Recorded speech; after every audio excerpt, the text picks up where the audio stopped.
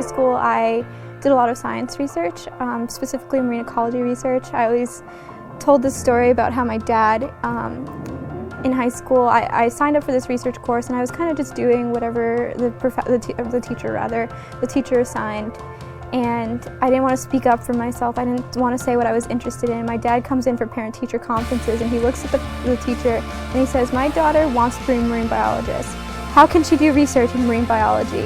And the teacher said, I never knew that. You know what? I'm gonna get you in touch with my PhD mentor, and we'll try to work on something for you so that you can do marine biology research or something similar.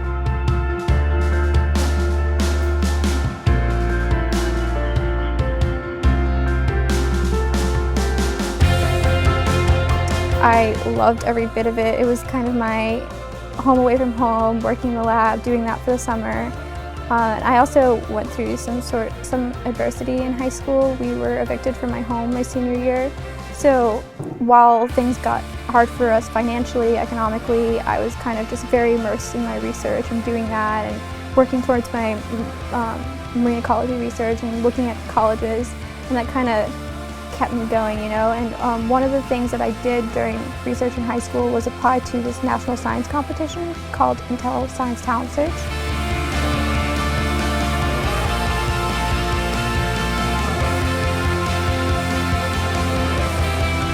The Intel Science Talent Search got in contact with our local newspaper called Newsday, and then Newsday called me, and they said, "So we just found out you're a semi-finalist for the Intel Science Talent Search. Can you give us a little bio about yourself?" And I was like, "What? Are you kidding? I'm a semi-finalist?"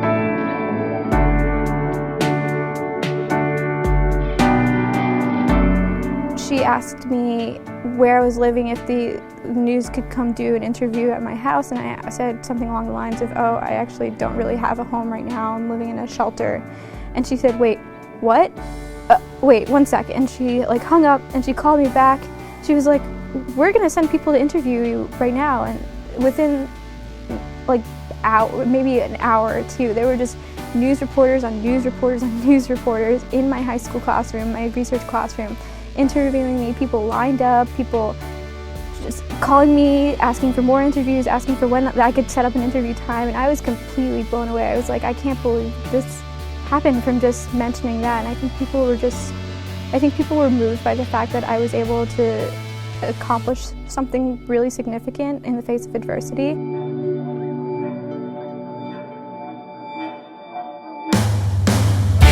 "This is the Ellen DeGeneres show. They want to talk to you about possibly setting up an interview."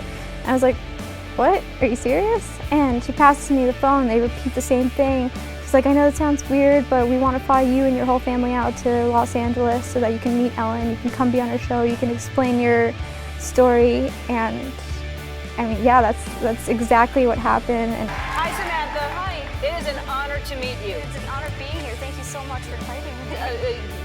Well, my pleasure. And really, you are an inspiration. You're an inspiration to me, and I hope anybody else out there watching that is having a hard time, or even people that aren't having a hard time and complaining about petty things that are going on in their lives, for and they look at you. Person who's so amazing, who does such great work for people all the time, to recognize this accomplishment was unbelievable.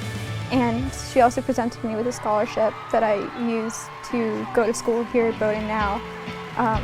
So that's kind of, yeah.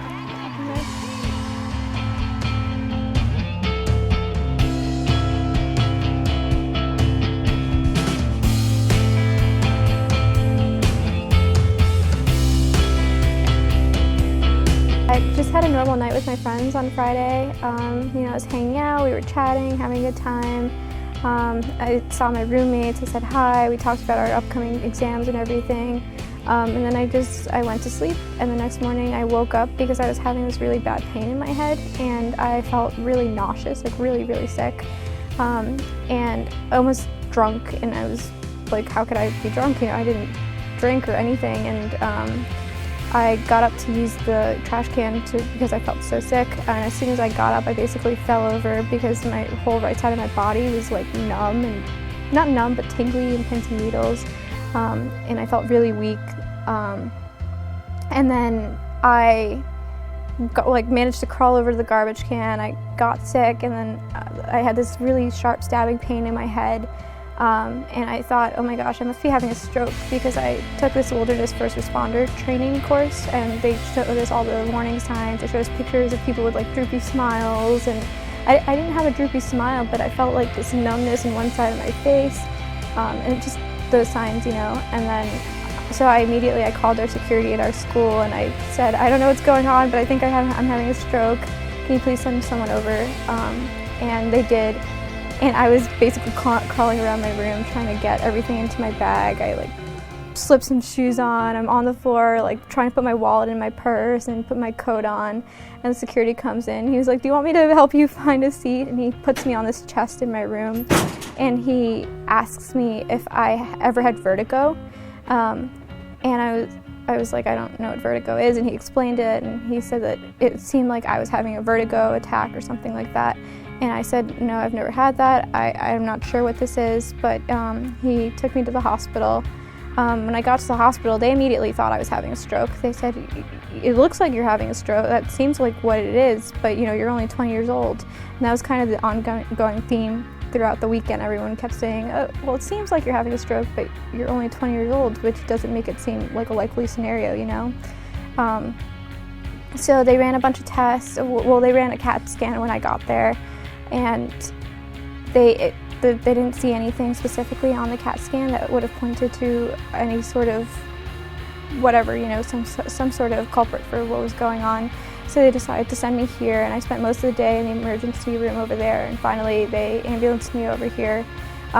People were awesome, but it was really scary because I had no idea what was going on, and progressively through the day, I just kept getting worse and worse. I couldn't even stand, I couldn't use the bathroom. I was having this terrible, really terrible, like I rated it a 10 at one point, this sharp pain in my head.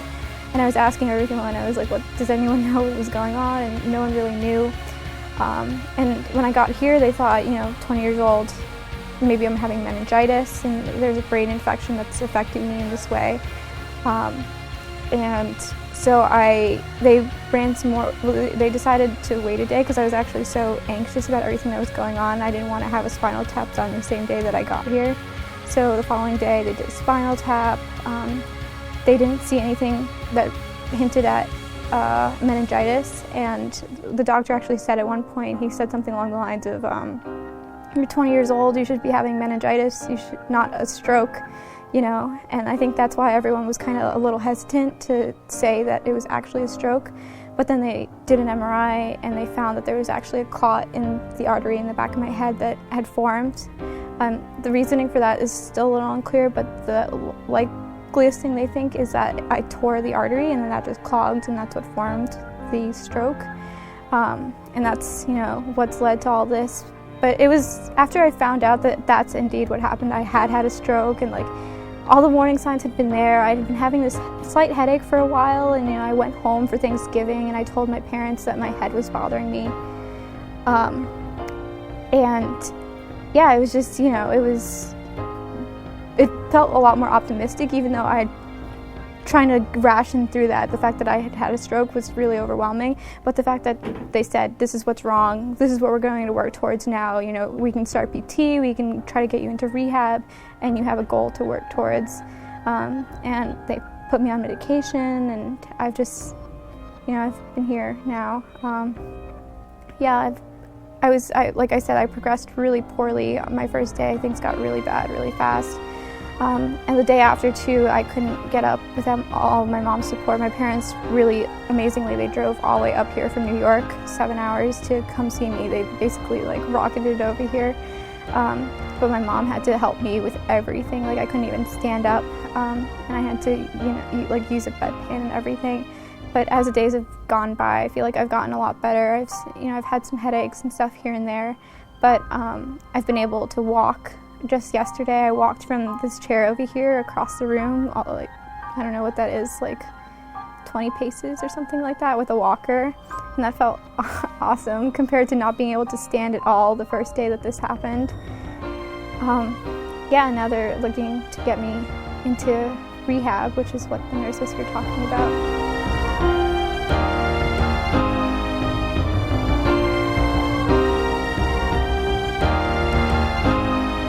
My main goal is to get back to school because I'm a junior. We just signed up for our classes for next semester recently, and I'm so excited about all my classes for next semester. They're like biomechanics and like marine biogeochemistry, so all these really cool, elusive sounding things, but they're really exciting to me. I'm an environmental studies and earth and oceanographic sciences major. This is my 3rd year, things are in full swing. So I think the biggest help for me would be trying to navigate a way to get through my courses this semester, finish what I have right now so that I can get back to school next semester and just jump right into my courses that I'll be taking. And then just going home so that I can get better and also resume every other thing that I did normally at school. You know, I work in our dining hall, and everyone in my dining hall has been really supportive. I've had friends like bring me flowers and stuff and bring me food and text me every day. And it's just such a family there that I don't want to be away from those people. You know, I love them and I love working that job. I know people don't usually say I love going to work every day, but I love working there and I love being at school and interacting with people and being able to take the really cool classes I'm excited about that I signed up for. So I guess it's just a matter of figuring out a way to get better as soon as possible and having the resources to do that, and being able to come back next semester and resume school.